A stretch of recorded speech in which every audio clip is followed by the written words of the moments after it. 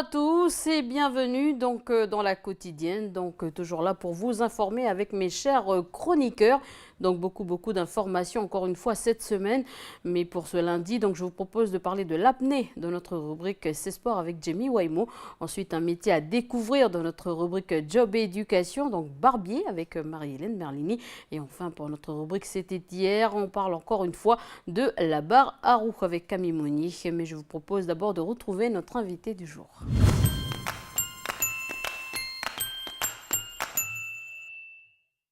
Alors j'ai le plaisir de recevoir aujourd'hui Arnaud Bloch, bonjour. Bonjour. Vous êtes le vice-président du comité de fête de Boulou Paris, qui on l'appelait souvent la fête du cerf et de la crevette. Aujourd'hui on appelle fête de Boulou Paris. Donc avant de parler justement de cette fête et des nouveautés, est-ce que vous pouvez nous expliquer pourquoi le nom a changé? En fait, il y a depuis plusieurs années, c'est la fête du cerf et de la crevette qui avait été créée. Après, pendant à peu près 7-8 ans, on avait rajouté le poussin. Et comme c'est la fête vraiment de la commune, donc de Boulou Paris, en appelant la fête de Boulou Paris, on ouvre quand même un plus large chose, plus large produit.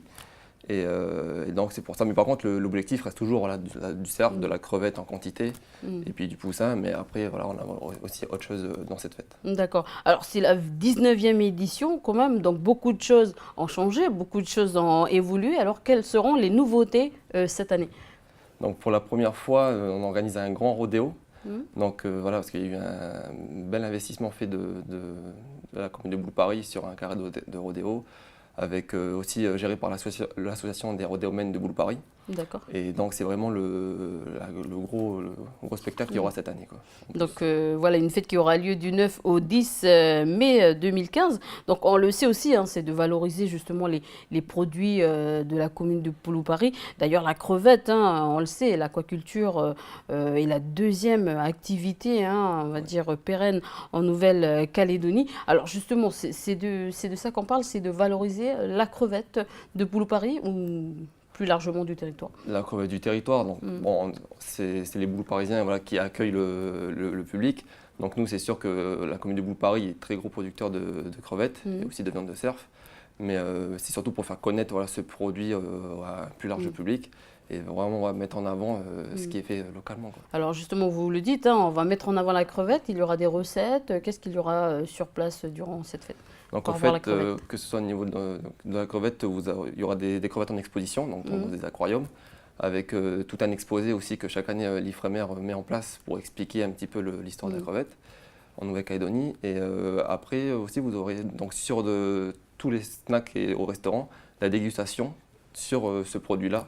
Donc voilà, à plusieurs sauces différentes, quoi. Et pareil aussi également pour le cerf. D'ailleurs, le cerf, ça ne manque pas en Nouvelle-Calédonie. Donc c'est pareil, il y aura des recettes sur le produit. Voilà, il y aura des cerfs en exposition de différents stades d'élevage. Et après, il y aura aussi du cerf à déguster, comme la crevette, dans tous les snacks et restaurants. Alors, je pense aussi également que la crevette, c'est faire connaître aussi la crevette à l'extérieur. Est-ce que cette fête permet justement aux étrangers de venir pouvoir se procurer ce produit? Ah oui, bien sûr. Et le but, il est là aussi de profiter des touristes qui sont aussi de passage, de découvrir ce produit-là et après s'ils peuvent en parler, que ça nous fera plus de demandes pour ce Est-ce qu'il y a produit. déjà eu des liens ou je veux dire des conventions qui ont été signées avec des étrangers en Nouvelle-Calédonie, surtout à Boulou Paris durant cette fête? Sur ça, je ne suis pas encore au courant de ce qui se passe à ce niveau-là. Donc, il faudrait qu'on s'enseigne, mais là, c'est vraiment basé sur la fête. Alors, au niveau de la fête, je suppose que cela a un coût. Alors, comment se préparent justement tous ces préparatifs? Est-ce qu'on est prêt pour recevoir cette fête? Oui, on est prêt. Bon, c'est vrai que c'est un très très gros travail et d'ailleurs il y a un travail formidable qui est fait par le comité organisateur et ça se prend des mois à l'avance. Et voilà, c'est sûr que bon, on est 18 bénévoles dans ce comité et on prend tous beaucoup de temps pour la réaliser. Mais nous, notre but, c'est de mettre la commune en avant, de montrer ce qui est fait et de montrer aussi aux visiteurs que les Boulou Parisiens sont très accueillants et qui savent faire la fête. Alors, autre produit à valoriser à part la crevette et justement le cerf durant cette fête? Donc, il y aura aussi des poussins, donc 1000 poussins de différentes races à disposition des visiteurs, des acheteurs, parce que c'est vrai que les gens aiment bien aussi acheter leurs poussins, les engraisser chez eux et tout ça avec de différentes variétés. Et ensuite, il y aura aussi une petite ferme, comme chaque année, avec différents animaux pour les enfants, parce que voilà, les tout petits sont très demandeurs de ça. C'est vrai. Et pour montrer aux gens que, voilà, que tout peut s'entendre ensemble, quoi, entre voilà, les poulets, les lapins, les canards, on mélange tout ça et ça fait vraiment une belle ambiance. Est-ce qu'il y a un risque justement que cette fête devienne une fête commerciale, comme tout le monde le dit par rapport à la foire de Bourail par exemple? Non, nous, c'est pas notre but. On veut toujours ouvrir les portes à tout le monde, donc ceux aussi qui veulent voilà, vendre un peu de produits, tout ça, il y a toujours la place pour ces gens-là. Mais notre but, c'est voilà, mettre en avant ce qu'on fait à Boulou-Paris. Et donc voilà, c'est surtout une commune donc, rurale, donc d'élevage. D'accord, d'agriculture également. D'agriculture également, voilà. Alors, un autre détail, je veux dire, s'impose, le niveau au niveau de la sécurité, comment ça se passe? Alors voilà, là, il y a un très gros contrôle qui se fait, donc par des commissions qui sont spécifiques à la sécurité. Et là, ben, voilà, il y a beaucoup de choses à revoir chaque année, mettre aux normes donc l'électricité, le réseau d'eau pour que tout se passe bien dans les meilleures conditions, quoi. D'accord. Alors, le comité de fête attend combien de personnes pour cette fête? Alors l'année dernière, on avait fait 13 000 entrées.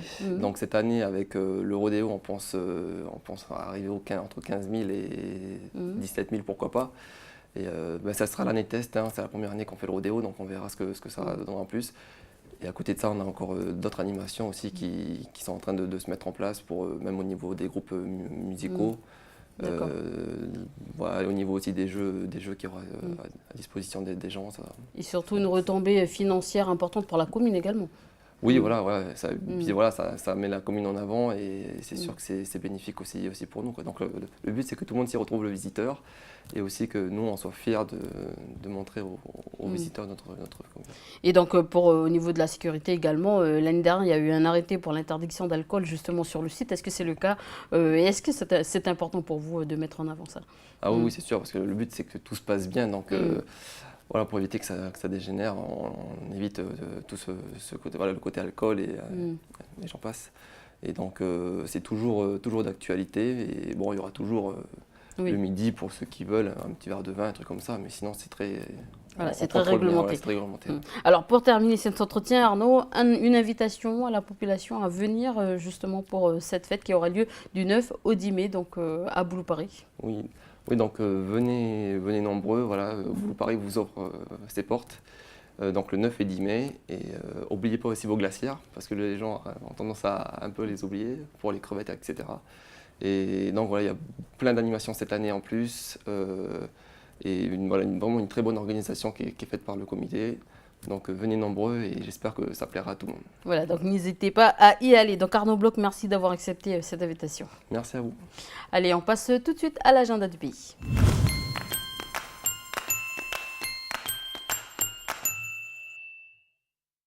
Bonjour Anna.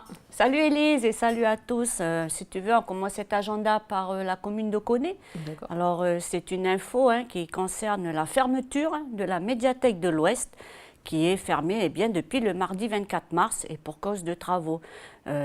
Toutefois, on rassure les lecteurs fidèles de la médiathèque qu'il y a quand même un service minimum qui est assuré, puisque cela se fait dans la salle d'animation de la médiathèque. Et là, on peut venir s'inscrire comme d'habitude, ramener les documents ou emprunter des documents, soit des livres ou des CD. Et toujours avec les mêmes horaires, les horaires ne changent pas. Alors, le mardi et le jeudi, c'est de 13h à 18h. Le mercredi et le vendredi, de 10h à 18h. Et puis le samedi, uniquement en matinée, de 8h jusqu'à 12h. D'accord. Et puis, on informe aussi les fidèles que toutes les actions qui étaient prévues, elles sont annulées, sauf celles qui se déroulent à l'auditorium du conservatoire. Ok, pour la suite, donc on reste à Koné pour une autre information, cette fois-ci à l'attention plutôt des musiciens.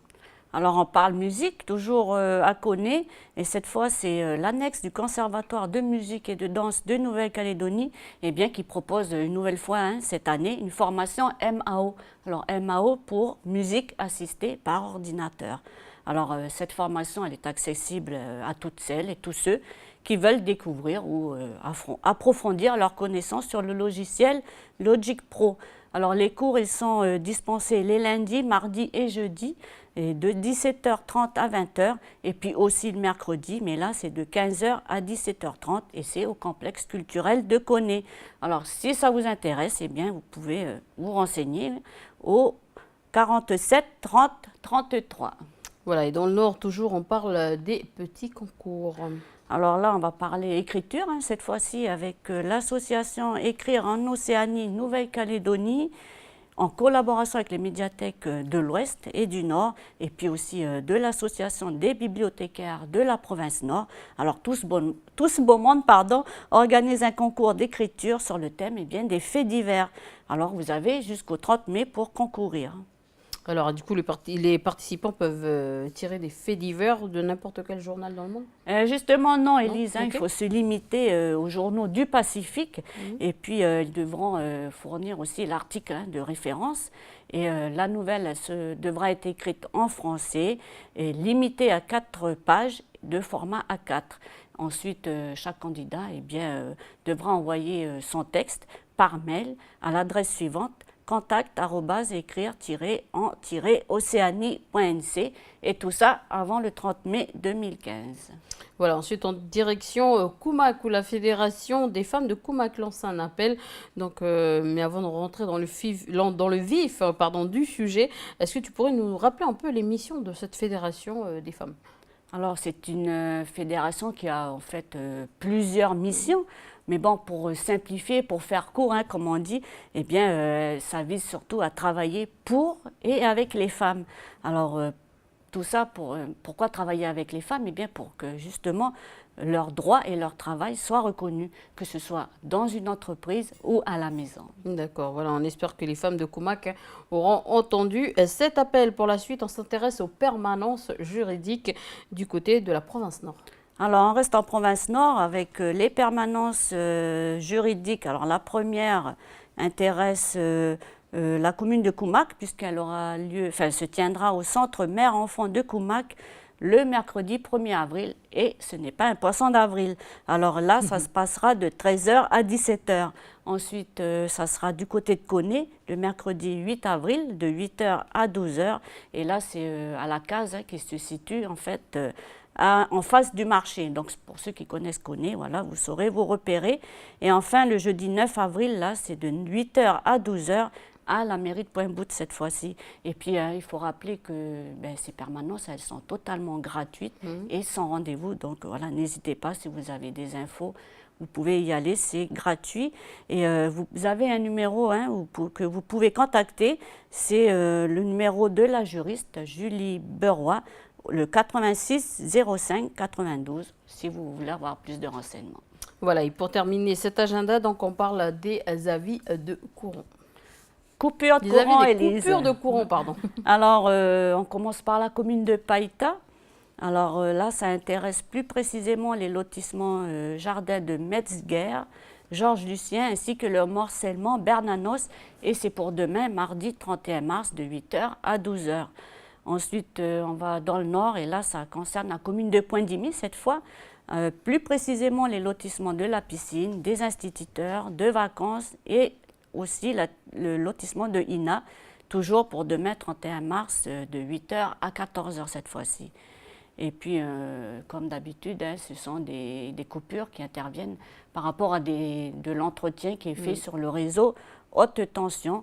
Et puis, comme d'habitude, on le répète aussi, si les travaux se déroulent plus vite que prévu, le courant sera rétabli avant, sans préavis. Voilà, donc message reçu. Merci Anna. Et puis, on te retrouve demain pour l'agenda et ta rubrique, on s'occupe de vous. À demain, Élise, et à demain à tous. Quant à nous, je vous propose de retrouver Jamie Waymo pour la rubrique C'est Sport.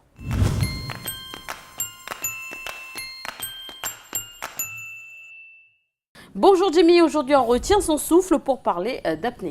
Voilà, c'est ça. Bonjour Elise et bonjour à tous. L'action de suspendre sa respiration, repousser ses limites ou encore emmagasiner de l'air dans ses poumons. Des actes contre nature qui caractérisent l'apnée. Les apnéistes sont-ils des suicidaires? Alors pour le grand public, l'apnée sportive rappelle le film intitulé Le Grand Bleu et ses 20 dernières minutes dérangeantes avec cette double disparition des héros qui choisissent de se blottir dans les profondeurs plutôt que de retrouver l'air libre. Alors que la majorité des sports extrêmes évoquent l'impulsion, l'adrénaline et le risque de mort violente, l'apnée accueille la mort lente dans son imaginaire, et je précise bien dans son imaginaire. On pourrait alors croire que cette discipline est pratiquée par des inconscients. Oui, mais Le Grand Bleu, c'est un film, c'est une pure fiction, c'est pas représentatif de l'apnée actuelle. En effet, l'apnée actuelle, Elise, est un sport ultra sécurisé en France. Ils sont 300 à pratiquer en compétition. Une des 3 catégories d'apnée, statique, dynamique, donc toutes deux pratiquées en piscine, et en poids constant qui est pratiqué en profondeur, je dirais, dans la mer, dans le lagon, quoi. Voilà. Et tous parlent d'un sport ultra sécurisé et rappellent qu'il n'y a jamais eu d'accident, ça c'est le plus important à retenir, jamais eu d'accident grave en compétition officielle. Les apnéistes aujourd'hui sont des sportifs de haut niveau raisonnable qui s'entraînent comme des nageurs en bassin.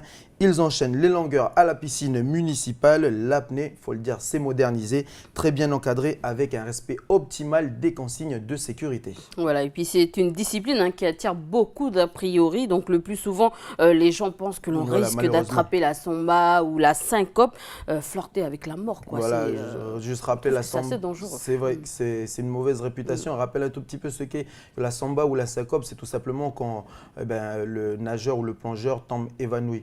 Donc voilà, quand il perd conscience au fond, lorsqu'il entame la descente, voilà, là on parle de syncope. Et puis le plus souvent pour les nageurs, pour les plongeurs, la syncope est considérée comme, je dirais, c'est une défaillance technique, c'est une faute technique. Parce qu'à leur niveau, ils se disent qu'ils n'ont pas le droit de faire de syncope. Malheureusement, tous les champions ont déjà fait des syncopes. C'est le cas de Pierre Frolat qui était venu l'an dernier. Lui, en 20 ans de carrière, il a fait, on va dire, 8 syncopes. Voilà, heureusement qu'il était accompagné d'ailleurs. Donc d'où l'avantage, d'où l'importance de respecter les règles de sécurité, parce que la principale règle de sécurité en apnée, c'est de toujours plonger avec 2 ou 3 personnes. C'est ça, il y a des plongeurs au fond. Voilà, il y a des plongeurs au fond qui sont là pour te remonter à la surface en respectant donc les différentes règles de sécurité. Donc pour revenir à ta phrase, Elise, c'est vrai que l'apnée souffre de cette réputation et le manque de médiatisation de la discipline n'arrange pas les choses. Un manque de prise en considération médiatique qui s'expliquerait tout simplement par le fait que les compétitions se passent sous l'eau, donc pas assez visuelles. Certaines images ne passeraient pas à la télé. Exemple, pour assister à une épreuve en poids constant, il faut emprunter une embarcation, donc prendre un bateau et filer à quelques kilomètres au large, rejoindre le lieu flottant de la compétition, là où à tour de rôle, les apnéistes s'immergent donc pour aller le plus profond possible. Alors malgré cette mauvaise réputation, on s'aperçoit que la discipline en métropole se développe bien. C'est le cas d'ailleurs en Nouvelle-Calédonie. En effet, c'est ce que nous dit d'ailleurs le champion calédonien d'apnée. Je vous propose qu'on écoute tout de suite Pierre Crubier. Alors l'apnée en Nouvelle-Calédonie, elle s'est bien structurée depuis une quinzaine d'années et elle est toujours en développement. Il y a des nouveaux clubs là qui sont en train de se créer, notamment en ce moment il y a un club qui commence à se monter au Mont d'Or. Donc il y a un gros travail qui est fait par le comité régional de sport sous-marin à ce niveau-là. Donc on a deux très gros clubs qui font partie des plus gros clubs de France. On a le club Apnéa Nouvelle-Calédonie, on a le club, l'association Sud Apnée à Koutios. Chacun de ces clubs ont environ 200 licenciés chacun. Donc ça fait quand même beaucoup de monde. Il y a un club dans les îles, il y a un club à Touault. Moi, il y a ma structure professionnelle, l'école d'apnée Blue Caledonia, à la piscine de Rivière-Salée. Donc tout ça, c'est quand même assez dynamique et c'est en développement. C'est encore en développement, il y a beaucoup de demandes. On est obligé d'ailleurs de refuser un certain nombre de demandes parce qu'on n'a plus de place. Et donc on cherche justement à avoir d'autres créneaux, avoir d'autres clubs qui se montent pour que ce soit encore plus ouvert, quoi. Voilà, découvrir les profondeurs du lagon et apprendre surtout à se connaître. La reconnaissance de l'apnée est à ce prix. D'ailleurs, Pierre Frolat disait, la plongée en apnée, c'est le désir de chercher à savoir qui l'en est. Et la meilleure façon de le savoir, c'est de retrouver dans les strates de ton existence où tu vas douter. Donc, savoir repousser ses limites, hein. On va dire ça comme ça. Donc, qui suis-je? Où vais-je? C'est au fond que l'on trouve la réponse. Faire corps avec l'eau, le plaisir de nager au milieu d'animaux hors du commun. Depuis sa retraite, Pierre Frolla passe sa vie à faire ça, c'est-à-dire nager au milieu d'abord des requins ou au milieu des dauphins. On l'avait vu l'an dernier lorsque Pierre Frolla s'était rendu ici en Nouvelle-Calédonie. C'est quelqu'un qui a arrêté de plonger et qui s'est lancé dans la production de vidéos, de films, de magazines, de documentaires, donc pour promouvoir les différents fonds marins, que ce soit à Monaco ou aux Bahamas ou un peu partout là où il passe pour donner des stages. Et puis dedans, on s'aperçoit que grâce à l'apnée, cette discipline lui permet de nager au milieu des dauphins avec des tortues, même des requins ou des remontages. C'est vraiment un spectacle magnifique et on ne s'en lance pas de regarder ça à la télé. D'ailleurs, il a été plusieurs fois recordman du monde d'apnée. Voilà, c'est véritablement un champion. Donc le monégasque, c'est une référence de la discipline. Et puis aujourd'hui, je propose de rencontrer le Pierre Frolla calédonien, champion de Calédonie cette année. Au bout de la deuxième manche du championnat, Pierre Crubillet est bien parti pour conserver son titre. Voilà, l'apnée en Nouvelle-Calédonie. Les détails de cette discipline, c'est tout de suite dans ce reportage.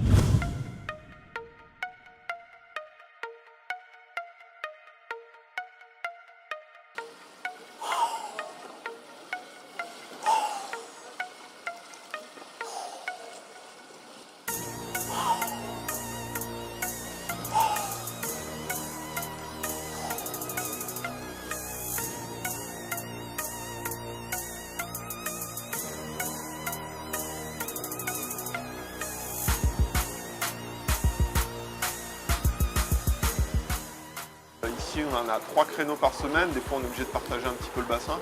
On a quand même des bonnes conditions d'entraînement, hein, en règle générale. Parce que bon, moi, j'ai été un petit peu voir aussi comment ça se passe en France. Et si on prend l'exemple de Paris, ils ont encore plus de mal que nous à avoir des créneaux piscines.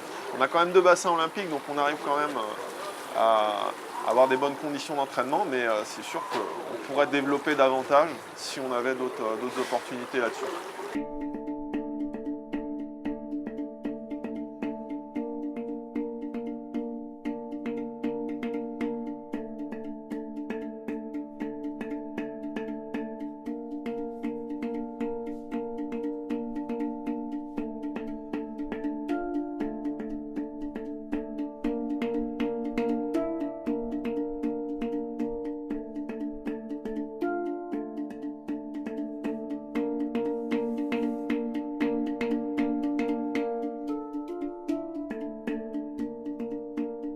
Alors l'apnée, c'est retenir sa ventilation pour aller sous l'eau et évoluer sous l'eau. Alors on peut le faire de plein de manières différentes. On peut le faire pour le plaisir en mer, on peut le faire pour la compétition, pour le sport. On peut le faire en piscine, ici, pour aller le plus loin possible, pour rester le plus longtemps. Il y a plein de manières en fait de faire de l'apnée. On peut faire de la photo. Voilà, c'est plus un mode de vie, une manière de voir, le fait d'être sous l'eau. On est sans matériel lourd, contrairement à la plongée bouteille. Donc on est beaucoup plus libre de nos mouvements. Et moi, c'est ça que j'aime dans l'apnée.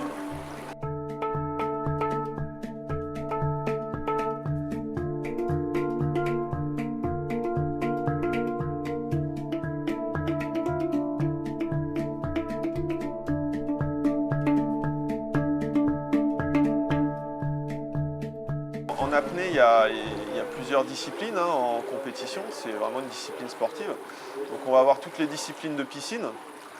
Donc la base, c'est rester le plus longtemps possible. Donc ça, c'est l'apnée statique.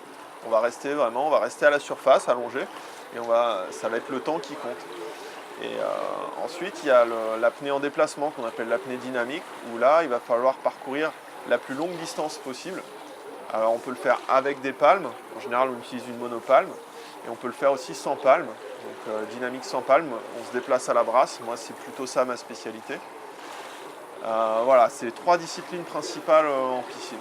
Ensuite en mer, on a tout ce qui est discipline de profondeur, donc on peut descendre toujours pareil avec des palmes, on peut descendre aussi à la brasse, c'est ce qu'on appelle le poids constant avec palme et le poids constant sans palme.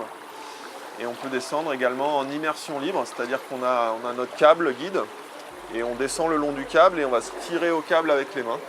Donc on n'a pas de palme, mais on s'aide du câble pour se tirer vers le fond et pour remonter.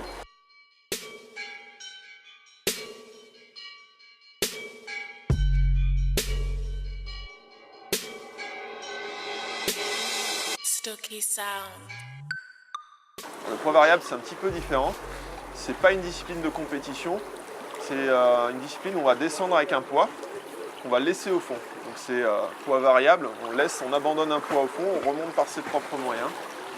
Donc c'est une discipline qui est valable pour les tentatives de record, mais pas en compétition. Et la dernière discipline en apnée, c'est ce qu'on fait c'est ce qui a été montré dans le Grand Bleu. C'est on descend avec un poids, donc là en l'occurrence avec une gueuse, c'est un genre de traîneau quoi. Et on va remonter avec une assistance, avec un parachute gonflé d'air. Et donc on va descendre très très vite sans effort et remonter très très vite sans effort. Le championnat en Nouvelle-Calédonie, en général, il se déroule en 3 manches. Donc ce qui est assez rare hein, pour une région, on va dire classique en France. En général, ils font 1 ou 2 compétitions. Nous, on en fait 3 parce que aussi, on n'a pas la possibilité de se déplacer sur d'autres compétitions. Donc ça nous permet quand même d'avoir 3 événements qui nous permettent de prendre un peu d'expérience en compétition. Donc ça, c'est très intéressant.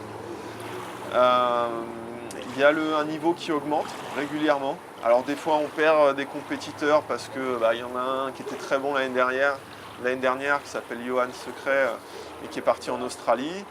On en perd, on en récupère d'autres. Donc là, il y a des nouveaux qui commencent à être très performants, notamment en apnée statique et en apnée dynamique. Il y a des féminines aussi, de plus en plus de femmes. Donc là, il y a des records de Calédonie qui sont tombés récemment au niveau des femmes. Donc, on a un bon circuit de compétition qui permet de bien se préparer pour les échéances nationales, les championnats de France. Et puis après, les championnats du monde, ceux qui ont le plus de motivation.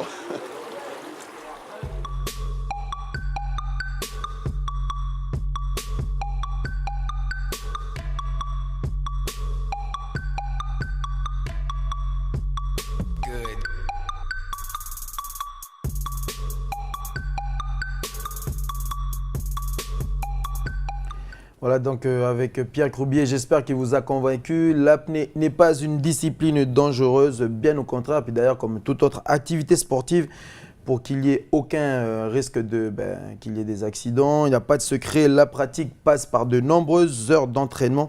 Des séances d'ailleurs qui permettront de mieux gérer son stress, son souffle, son rythme cardiaque et sa concentration. Donc plusieurs paramètres qui déterminent la performance du plongeur, de l'apnéiste. Et puis si tous ces paramètres sont respectés, alors je dirais les risques d'accident seront extrêmement minimes. D'accord, et c'est un sport collectif, on le rappelle. Voilà, bien que la performance en effet, Elise, demeure individuelle, toutes les écoles apprennent aux élèves l'esprit d'équipe, donc enseigner un esprit collectif, c'est important. En plongeant seul, comme on le disait tout à l'heure, la syncope peut se transformer en noyade. C'est d'ailleurs, je le rappelle, l'une des premières règles de sécurité à respecter, ne jamais plonger seul. D'ailleurs, même pour le reportage avec Pierre Croubier, ne serait-ce que d'effectuer quelques plongées, quelques allers-retours, quelques longueurs à la piscine du Wantoro.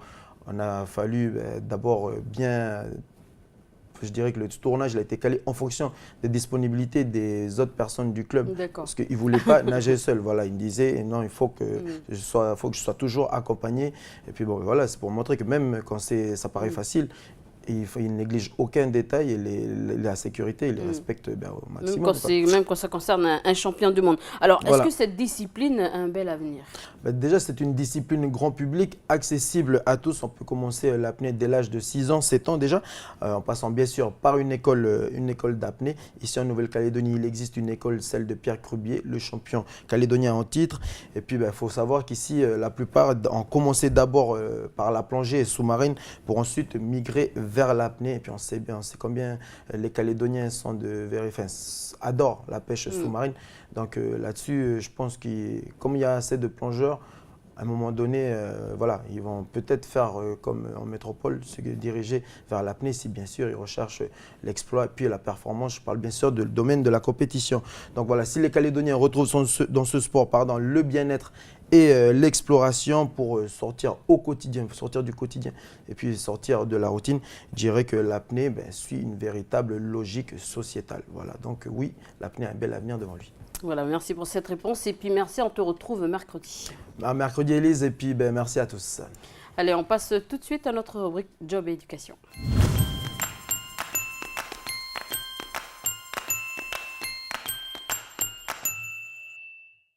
Bonjour Marie-Hélène, alors à quel métier s'intéresse-t-on aujourd'hui? Bonjour Élise et bonjour à vous chers téléspectateurs. Alors aujourd'hui Élise, on va s'intéresser en fait à un vieux métier que certains connaissent déjà, d'autres pas. Il s'agit du métier de barbier Élise. Ben justement en fait, pourquoi ce métier avait-il disparu? Eh ben ce métier si tu veux, il est en train de renaître un petit peu depuis 2012-2013, en tout cas du côté de la métropole. Et si tu veux ce métier il avait disparu parce qu'il était si tu veux en lien avec une certaine époque. C'est-à-dire que les barbiers étaient donc les professionnels en fait qui rasaient donc la tête des hommes qui portaient la perruque.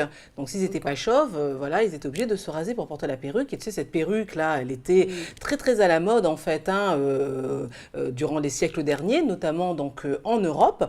Donc il fallait que ces hommes-là, si tu veux, en plus de raser le crâne, rasent le front, rasent aussi les tempes pour justement que la perruque elle tienne bien en place en fait. Ok, alors les perruques dont tu me parles, rien à voir avec les perruques d'aujourd'hui.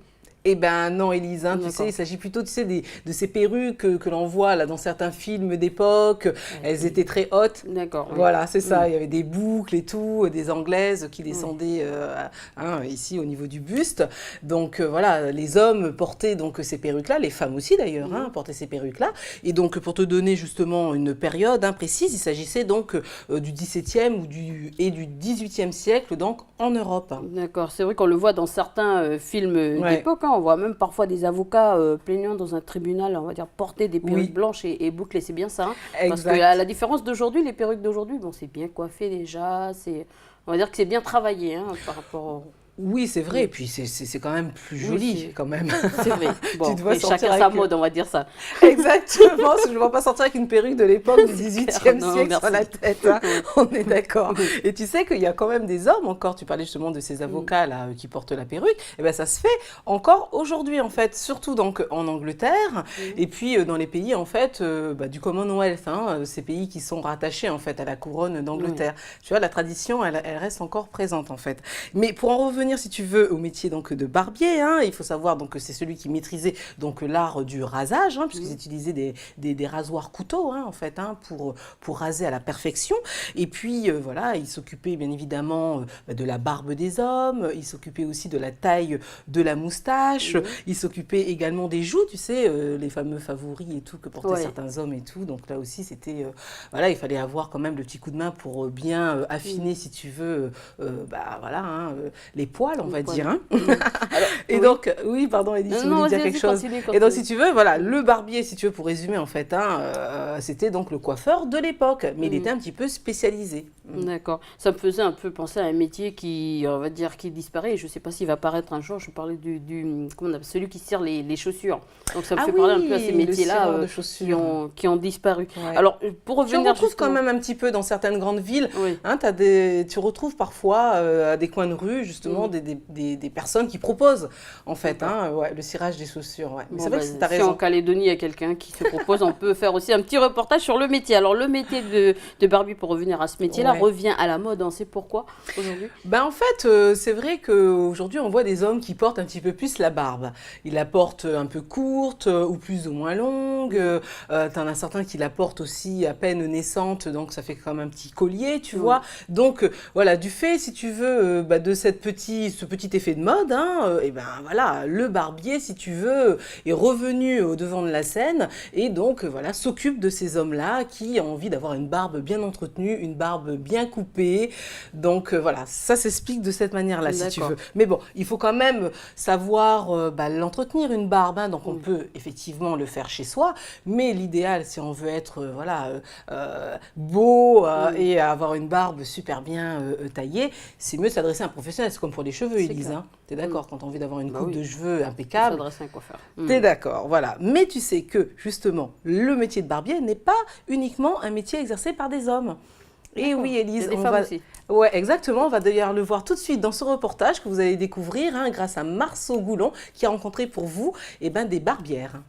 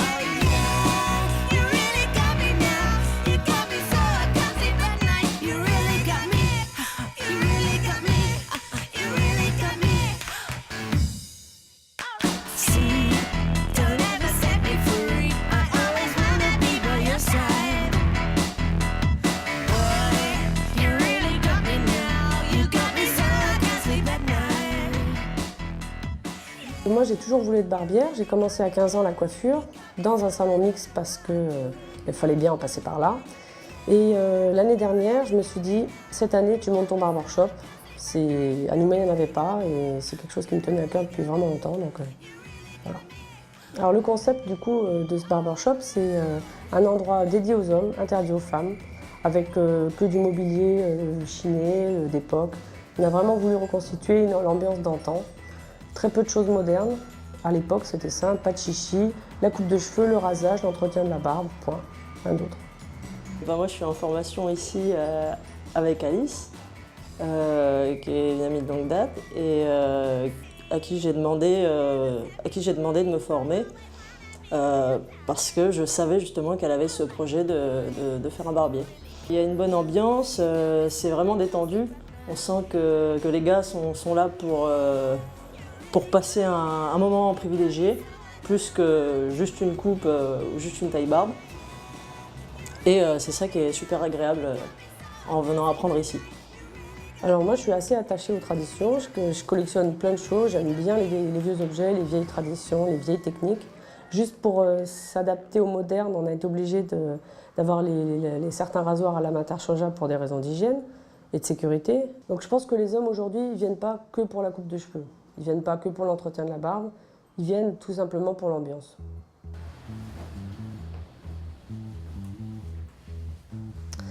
Alors, déjà, on va enlever les cheveux.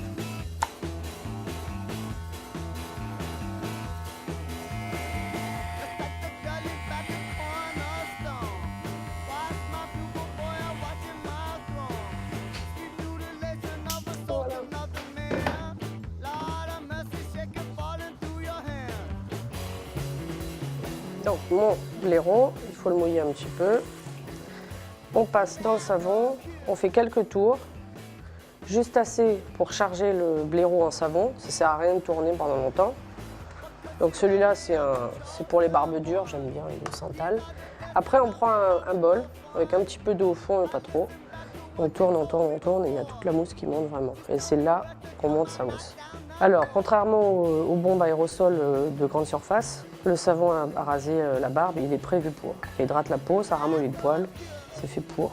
C'est naturel dans la plupart des cas, ou en tout cas, il n'y a pas de parabènes. Là, j'applique le savon sur le crâne. Après avoir appliqué le savon, on va mettre une serviette chaude. Ça va permettre de... c'est chaud. Ça va permettre de dilater les pores de la peau, assouplir le poil. Hop.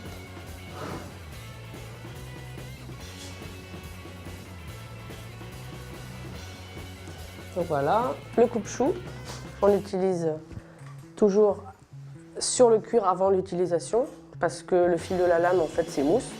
Donc on le passe contre le fil et on repasse.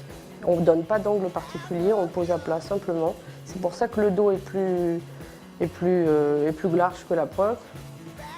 de la lame et on passe comme ça. On fait ça une vingtaine de fois. On croise. Ça, c'est un cuir que j'ai fait faire par un artisan en France pour le salon. C'est du poulain, c'est très très beau, j'aime beaucoup. C'est parti. Et là, du coup, la peau, elle est toute molle, le poil aussi. Donc il y a deux écoles, il y en a qui vont pas contre le poil, il y en a qui vont dans le sens de la pousse. J'estime que plus c'est près, mieux c'est. Sauf si la personne ne supporte pas le rasage de près, si ça lui fait des boutons. Et après, c'est le choix du client. Donc il faut surtout bien tendre la peau et aller contre le sens de la pousse. Donc l'implantation des cheveux étant différente sur chaque personne, on s'assure toujours avec le revers du pouce qu'on soit bien allé contre le sens.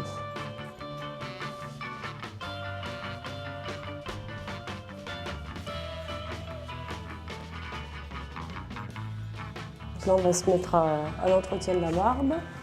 Donc on regarde la longueur, on va surtout désépaissir parce que là, elle part un peu par ici.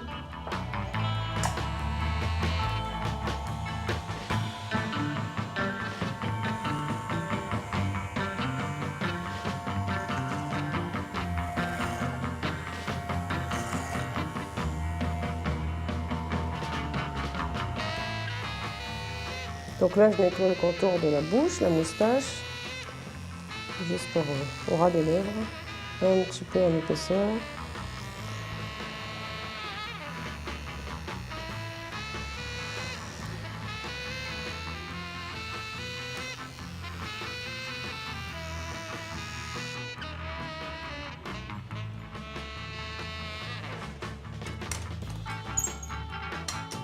La tête, permet de dégager un peu le cou.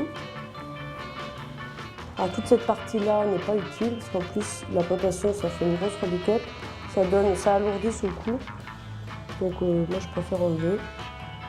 Donc globalement cette ligne-là on la garde, mais j'ai envie de désépaissir un petit peu cette partie-là.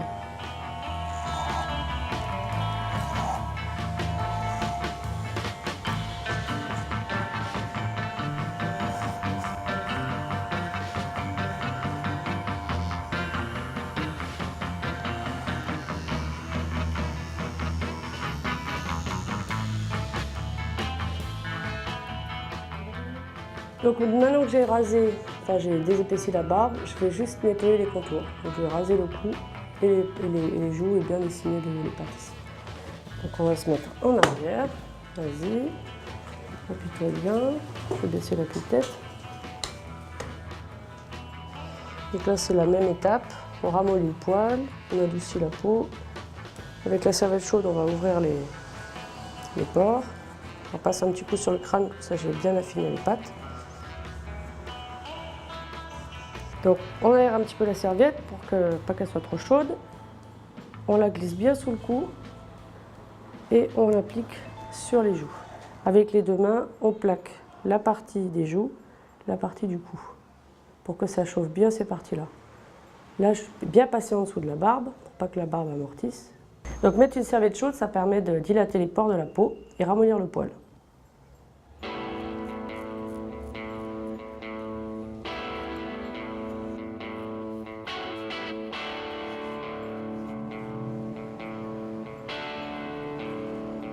Maintenant, on va appliquer une serviette froide, donc ça va rafraîchir déjà et ça va refermer les pores de la peau. Puisqu'on les a ouverts tout à l'heure pour le rasage, pour faire sortir au maximum le poil. Maintenant, on va refermer les pores. Donc serviette fraîche, on appuie un petit peu. Tac. C'est pas une étape où on laisse longtemps. On enlève. Donc maintenant, je vais appliquer un aftershave. Donc ça va hydrater la peau, calmer le feu du rasoir. C'est sans alcool, ça n'agresse pas. On peut en mettre aussi sur la barbe, c'est pas gênant, ça va hydrater un petit peu.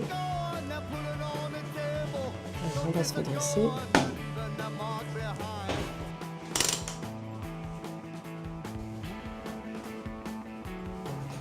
Alors le talc, c'est traditionnel déjà. Chez tous les barbiers d'antan, on en appliquait, beaucoup de vieux en souvenir. Et puis ça permet du coup de sécher un peu la peau.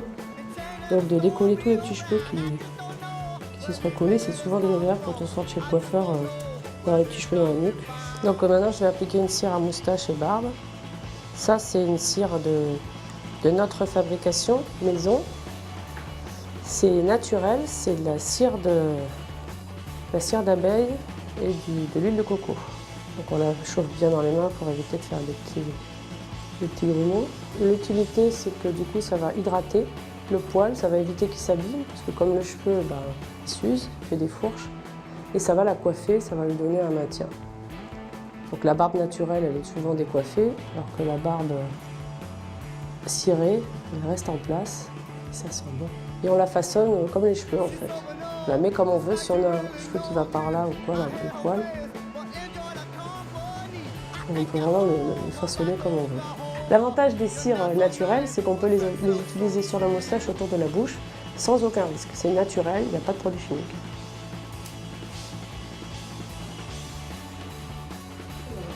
Donc venir au barbeur, c'est un rêve d'ado.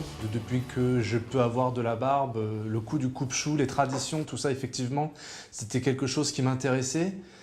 Et je sais que la barbe avant et après ici a une vraie différence. On voit que la barbe est entretenue.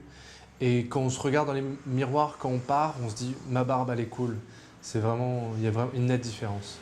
Donc les barbershops étaient tombés en désuétude parce que les mecs se rasaient chez eux et puis ils allaient faire du coin mixte. Mais c'est revenu à la mode. En plus, de plus en plus d'hommes se relaissent pousser la barbe. C'est devenu presque naturel de croiser des barbus ou des moustachus dans la rue. Donc tant mieux pour nous, on est ouvert au bon moment, ça tombe bien. Tant qu'il y aura du poil, de toute façon, nous, on aura du boulot. Et même si ça devait plus être à la mode, il y aura toujours des cheveux à couper.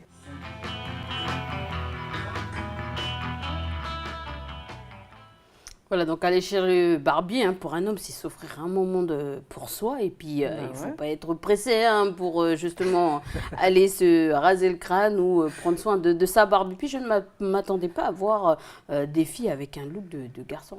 On va dire ça. Oui, c'est vrai. Peut-être que c'est un rapport avec le métier, je ne sais pas.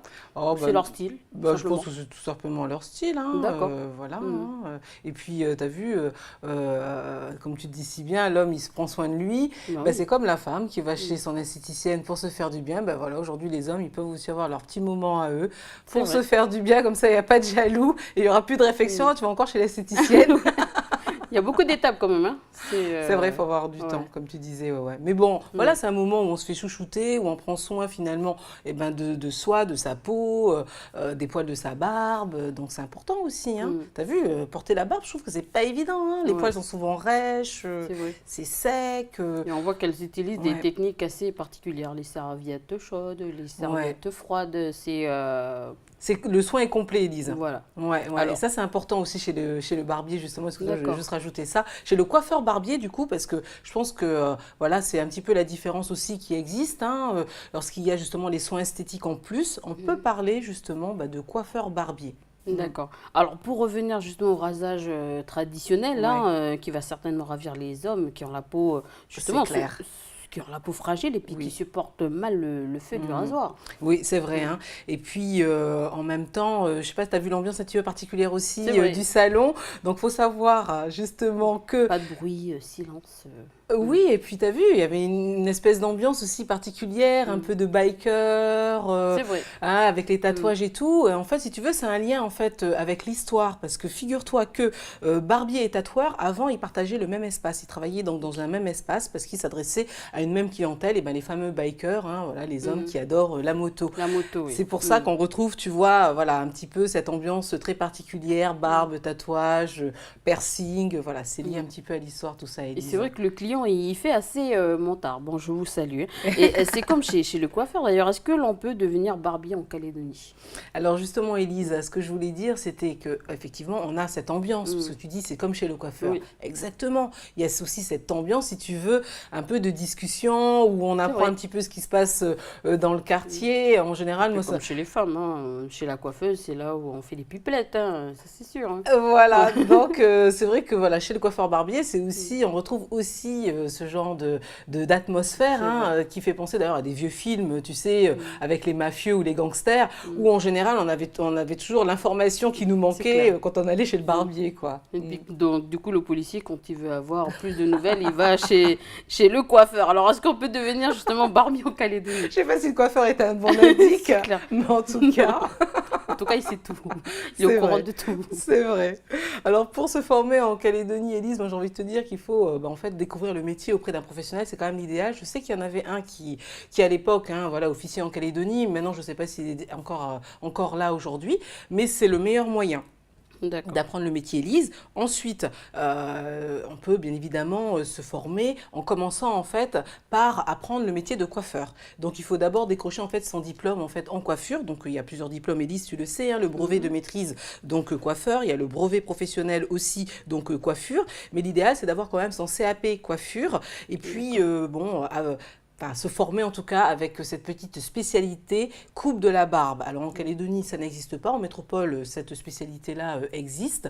Donc voilà, après, à voir si effectivement on peut partir en métropole pour poursuivre sa formation.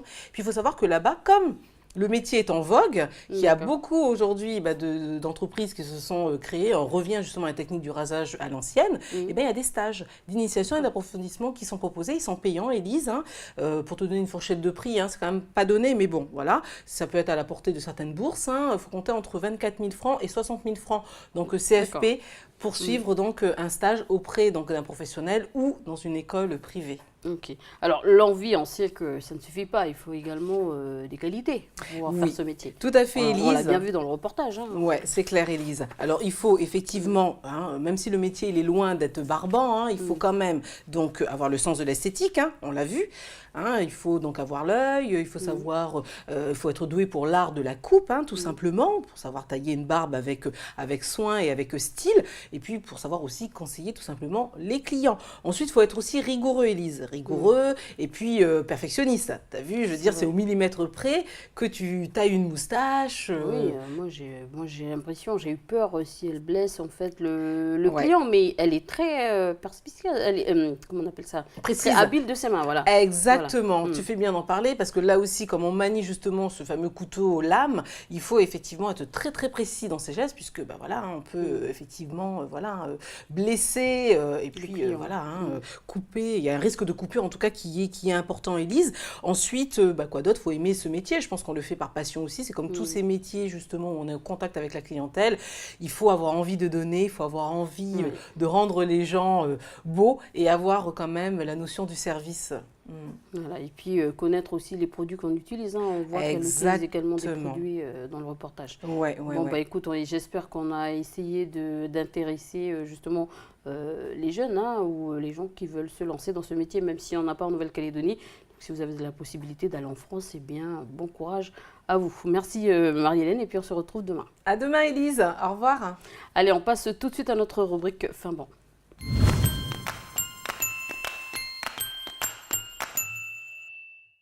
En Calédonie, le thon se consomme frit, en salade ou encore en soupe. Mais aujourd'hui, NCTV vous propose 7 recettes, donc le pavé de thon poêlé. Et vous verrez, donc c'est très très bon. C'est avec des légumes, un reportage d'Alexandre Sigora.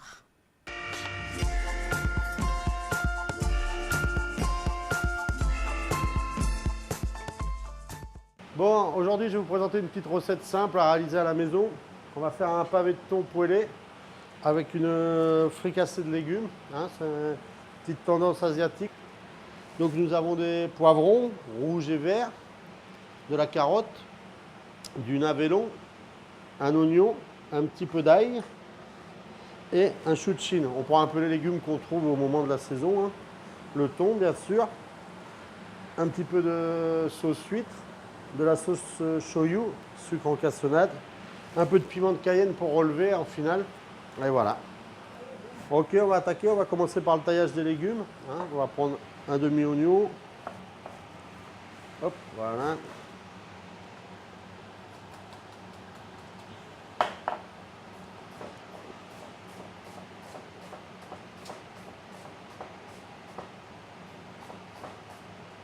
Hop là. Oignon. On va émincer les ailes aussi. Les os.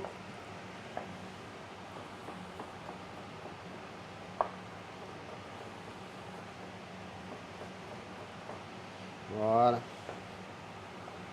Voilà. Passer à la carotte.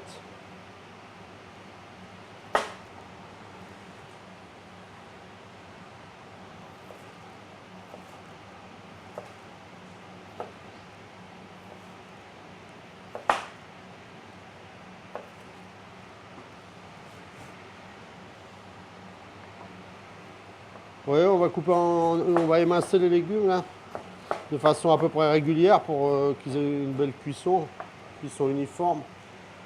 Hein, voilà. Hop. Allez, le navet.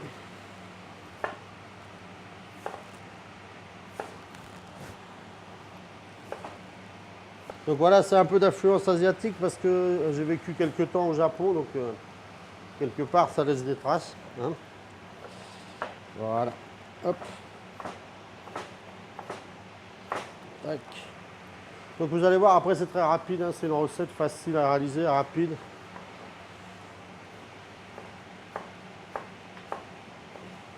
Avec 5 légumes, voilà, comme ça on aura mangé 5 légumes par jour avec cette recette là. Voilà, un peu de poivron, ça va donner un peu de goût, de couleur, poivron vert, poivron rouge. Hein. Comme ça, on va avoir une belle variété de couleurs. Hop, voilà. Tac, on a pris tous les légumes. Ah, le chouchin. Un petit peu de blanc.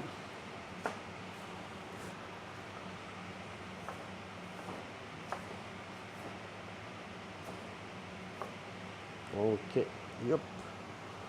Voilà, on va utiliser un peu de feuilles aussi. Hein. Pas gaspiller. Utiliser le chouchin. Hop. Le vert du chouchin va apporter un petit peu d'amertume, là, ce qui est pas mal du tout. Bon, ça y est, on a taillé tous les légumes. Ben, maintenant, le plus dur est fait, hein, le taillage des légumes. Maintenant, ça va être très rapide. On a préchauffé des poêles et on va mettre tout ça en cuisson. Ça va être très rapide. Hein. Hop là. On met un peu d'huile d'olive. Hein. C'est meilleur pour la santé. Si vous avez de l'huile de sésame à la maison, vous pouvez le mettre aussi, c'est très bon. Hein. On commence par les carottes et les oignons. Et l'ail, ce qui met le plus longtemps à cuire. Voilà. Et d'ail. Hop. On fait sauter. Hop. Et pendant ce temps, on met de l'huile d'olive aussi dans la petite poêle pour le thon.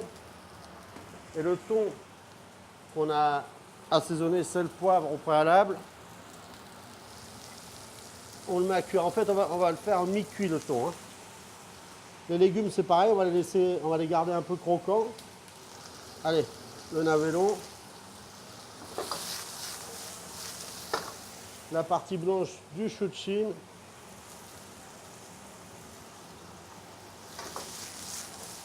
On va soulever une petite fois le thon pour que l'huile se répartisse bien en dessous, partout. Voilà, c'est fait.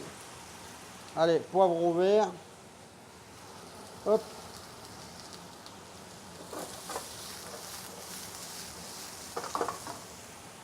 Poivron rouge. Les feuilles, on mettra en dernier parce que ça va très vite. Hop. Et voilà. Une légère coloration, pas trop. On va assaisonner sel, poivre un petit peu. Pas trop de sel parce que comme on va mettre du shoyu après. Le poivre, bon, selon comme on aime. Hein. Moi j'aime bien, j'en mets pas mal. Voilà. On va le faire dorer là. Hein. Voilà. On va rajouter la cassonade là. Pour amener un petit goût sucré et pour amener une petite caramélisation des légumes. Hein. Pas trop, c'est pas trop sucré non plus.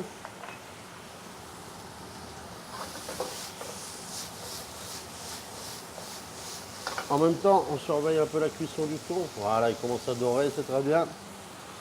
Donc voilà. Hop. On va mettre les feuilles de chouchin aussi. On les met un petit peu à ce moment-là parce que ça ne met pas du tout longtemps à cuire. Et là, un peu de shoyu. Voilà.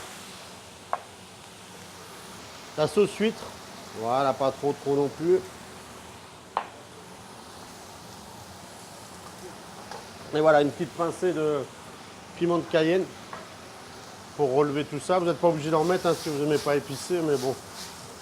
Voilà, on va regarder. On va le laisser un tout petit peu plus pour qu'il soit un peu plus croustillant. Pendant ce temps, on va prendre une assiette. Donc, hop. Voilà, on va mettre les légumes.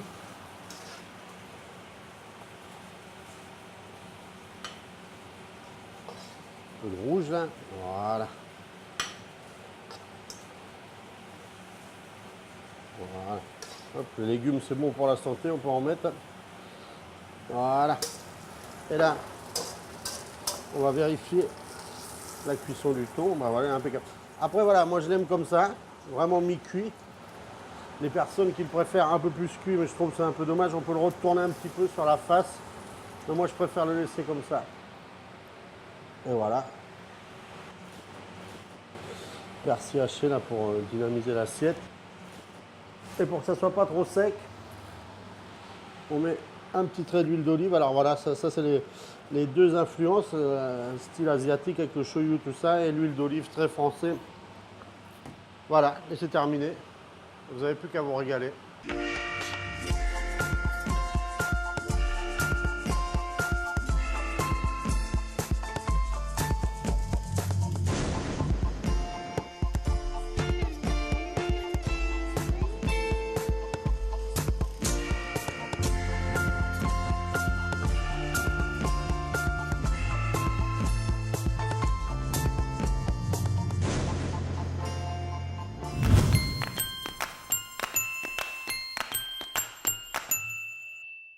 Bonjour Camille, aujourd'hui on repart à travers les vents et marées.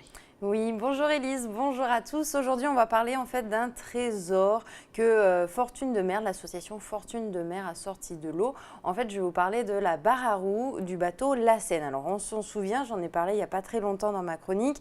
C'est un navire en fait militaire que Louis-Philippe, donc roi de France, avait envoyé en Océanie pour une longue mission. Alors, rappelle-nous cette mission. Alors, cette mission, en fait, c'était dans un premier temps, de transporter des troupes militaires jusqu'à Tahiti, où, en fait, les Anglais, à l'époque, tentent donc de s'implanter en renversant et en donnant en fait de mauvaises indications à la population locale contre les établissements français installés sur l'île.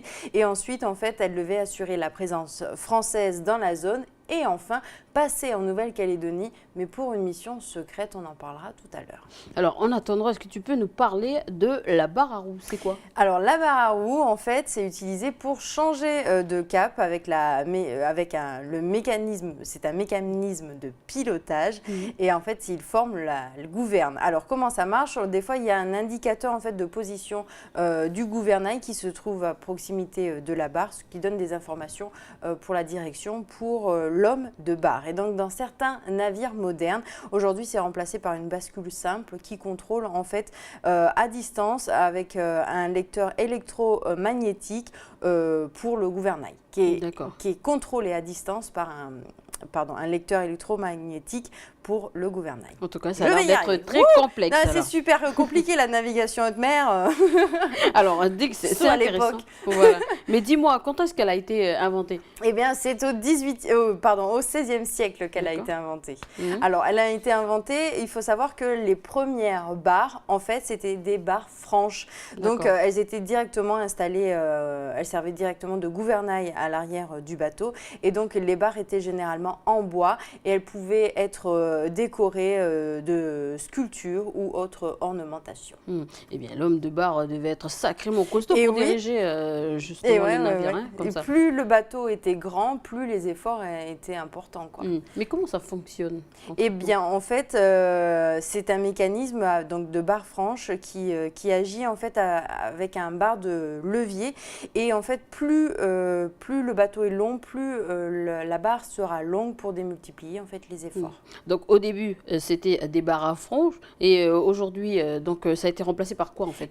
Ça a été remplacé par les barres à roues pour faciliter en fait et pour démultiplier aussi parce qu'il y a plein de systèmes pour démultiplier les efforts, donc c'est plus facile. Et puis dans les gros navires, ça permettait d'avoir la station de pilotage, on peut dire ça comme ça, au niveau du poste de pilotage plutôt que d'être à l'arrière. Avec les barres franches, ce n'était pas possible. Elles sont faites en quoi ces barres à roues, dis-moi? Eh bien, elles sont essentiellement en bois. Par contre, il y a aussi du bronze. C'est du bronze qu'on trouve dans le moyeu central ou dans les joues latérales de renfort. Et elles peuvent aussi, on voit sur ces barres à roues, des fois, soit le nom du navire, soit le nom de la compagnie, soit encore le nom du constructeur. Et donc en Nouvelle-Calédonie, nous avons une magnifique barre à roues, la barre à roues du bateau La Seine. Et bien d'ailleurs, je vous propose tout de suite qu'on aille la voir de plus près.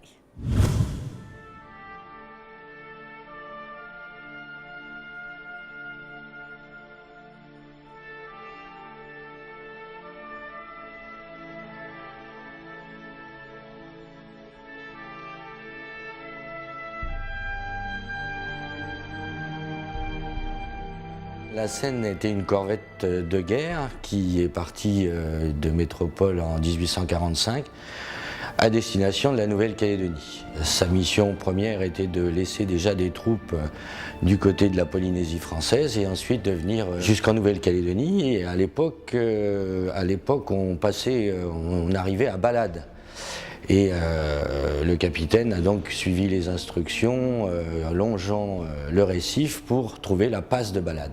Manque de chance, il y a eu une petite erreur de navigation et au lieu d'arriver passe de Balade, ils sont arrivés passe de Pueblo et c'est là que le navire a sombré donc en 1846.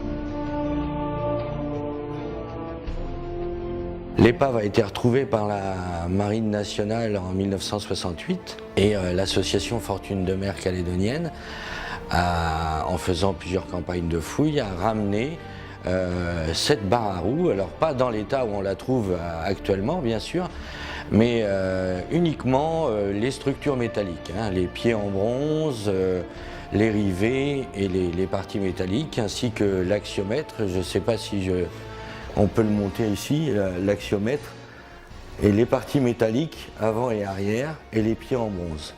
Il représente déjà quand même une pièce relativement importante. Il a fallu qu'elle soit nettoyée. Par les témoignages des membres de l'association Fortune de mer qui ont plongé plusieurs fois sur le site de l'épave, ils avaient remarqué qu'il y avait un élément assez important qui avait l'air de ressembler à un treuil au départ. Ils l'ont pris pour un treuil au départ et en allant, la curiosité étant, les plongeurs ont commencé à essayer de dégager ce fameux treuil et en fait de treuil c'est avéré que c'était la barre à roues du bateau. Donc il a une pièce qui est très importante et c'est en 98 donc ils ont décidé d'aller extraire ces restes de barre à roues du site de l'épave. En 2008, les années 2008 et 2009, on a fait un accord avec le lycée Petro-Atiti et c'est les élèves du lycée Petro-Atiti qui ont refait toutes les parties en bois. Donc ça demandait quand même un travail assez important. Le bois utilisé, c'est du cohu, donc c'est pas le bois original, mais ça donne un bel aspect de cette double barre à roues, puisque la barre à roues sert bien sûr à diriger le navire. Vous avez un bout qui passe plusieurs fois autour du tambour entre les deux barres, et ces deux bouts sont reliés par des systèmes de poulies jusqu'au safran, donc la partie mobile à l'arrière du bateau, et en tournant la barre, ça actionne bien sûr les parties, les bouts, et ça vient tirer sur le safran, et qui permet de faire tourner le bateau. Malheureusement, on n'avait pas de plan de la corvette La Seine, mais grâce à des bateaux similaires qui ont été construits à peu près à la même époque, on a pu retrouver certains éléments, et c'est ces éléments qu'on a transmis au lycée Petro Attiti pour que les élèves puissent travailler et arriver à refaire une barre à roue la plus fidèle possible, ce qui n'est pas évident quand on n'a pas de plan. Mais je pense que le résultat est quand même de grande qualité, et bravo à ces élèves qui ont fait vraiment un travail formidable. La barre à roue, bien sûr, n'est pas le seul objet qui a été ramené de l'épave de la Seine, puisque la collection de la Seine est la 3e collection du musée maritime, et l'association Fortune de Mer a ramené plein d'objets où on a dans l'espace juste à côté de cette barre à roue, on a quelques objets d'armement, mais on a encore plein d'objets qu'on va bientôt présenter dans une exposition temporaire sur la Seine justement, et la mission de ce bateau, qui avait une mission bien particulière, dont je ne vais pas vous révéler le secret, puisque apparemment il y avait une mission secrète pour la Nouvelle-Calédonie. Ce bateau venait faire quelque chose de très important pour l'époque. N'oublions pas qu'on est en 1846, et il y a une grande rivalité entre la France et l'Angleterre, et l'influence à travers le Pacifique, mais aussi les autres continents de la planète.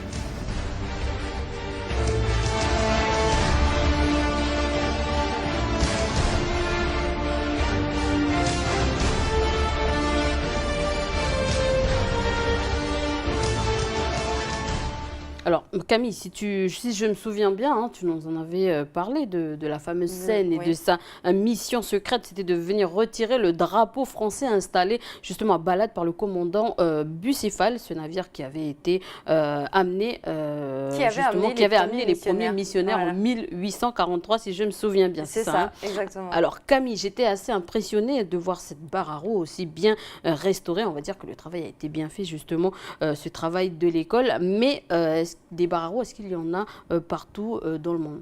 Eh bien oui, on en trouve, il y a d'importantes collections, et on a des barres à roue très vieilles et très remarquables, j'ai envie de dire. Par exemple, une barre à roue à Ottawa, elle date de 1891, et c'est une barre à roue qui appartenait à un des 2 premiers navires de combat de l'histoire militaire canadienne. Donc c'est super important. Et on en trouve aussi ailleurs? Oui, on en trouve ailleurs, notamment en Europe, parce que quand on parle navigation, on est obligé de parler des Portugais, parce qu'il faut le savoir, c'est eux qui ont créé les premiers navires capables de naviguer en toute sécurité en pleine mer. Alors tu parles aussi de ce pays, hein, le Portugal, sa situation géographique y est pour beaucoup également. Bah oui, directement ouvert sur le plus grand océan. Donc, pour donner une ordre d'idée, le Portugal est le pays européen qui a la plus importante superficie maritime. Et en fait, elle représente 18 fois la superficie de son pays, du pays du Portugal. Et elle est considérée comme le gardien mondial des océans depuis l'exposition de 1998 à Lisbonne. Une exposition qui, je le rappelle, avait pour objectif de commémorer l'ère des grandes découvertes maritimes portugaises. Donc à Lisbonne, on a un magnifique musée où sont regroupés plein d'objets de la mer, 17 000 objets, une magnifique collection, des photographies d'archives, près de 30 000 photographies d'archives, des schémas de bateaux, plus d'1 millier, et bien sûr une barre à roue du XVIIIe siècle. Donc c'est magnifique. Donc voilà, des objets comme une barre à roue, on en a aussi au musée maritime. Donc on a la barre à roue de la Seine, c'est important d'avoir ces objets-là. Alors l'exposition au musée maritime, on peut la voir jusqu'à quand? On peut la voir jusqu'à fin septembre, et il faut savoir que on aura peut-être la chance dans quelques années, le temps de faire le travail, de voir d'autres objets. Je m'explique, parce qu'en fait il va y avoir de nouvelles fouilles sur le bateau de la Seine. Donc on pourra découvrir dans ta rubrique C'était hier, n'est-ce pas? J'espère. Merci donc Camille. Merci Elise, à bientôt. Voilà, c'est la fin de cette émission. Merci de nous avoir suivis. Je vous retrouve demain.